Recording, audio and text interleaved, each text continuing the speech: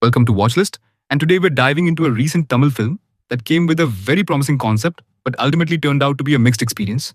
A film that clearly had the potential to be something special, yet falls short because of how it executes its ideas.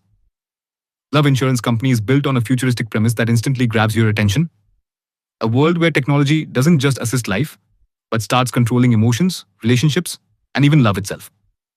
The idea that an app could decide whether two people should be together or not is not only unique, but also feels very relevant in today's digital age, where we are already heavily dependent on our phones and algorithms. On paper, this concept is strong, engaging, and full of possibilities. Pradeep Ranganathan once again proves that he has a natural screen presence that connects easily with the audience. In the first half, especially, his performance carries the film quite well. His timing, expressions, and relatability help in making several moments work, even when the writing slightly dips. The first half overall is where the film feels the most confident. The setup is clear, the world building is interesting, and the core conflict is introduced in a way that keeps you invested. Even if there are a few dull patches, they are managed well enough to keep the narrative engaging.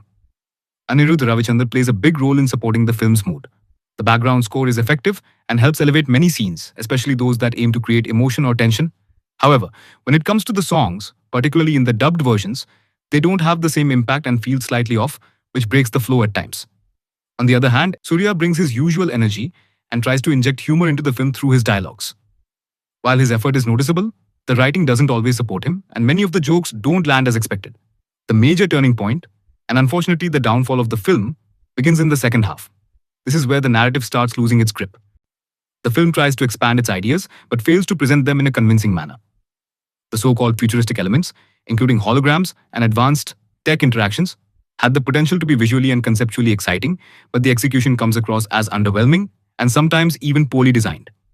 Instead of pulling the audience deeper into the world, these elements end up distancing them. Emotionally, the film also struggles to create a strong connection. The love story, which should have been the heart of the narrative, never fully makes you root for the couple. Despite having a good core idea, the relationship lacks depth and development.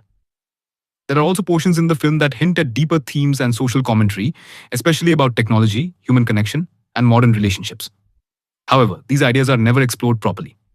Overall, this is a film that clearly shows how a great concept alone is not enough. While the idea, the setup, and parts of the first half work well, the lack of strong execution and screenplay holds it back from becoming a truly memorable film. It's not a complete disappointment, but it definitely feels like a missed opportunity, given how much potential it had. That's it for today's watch list. Don't forget to like, share, and subscribe, and hit the bell icon so you never miss an update.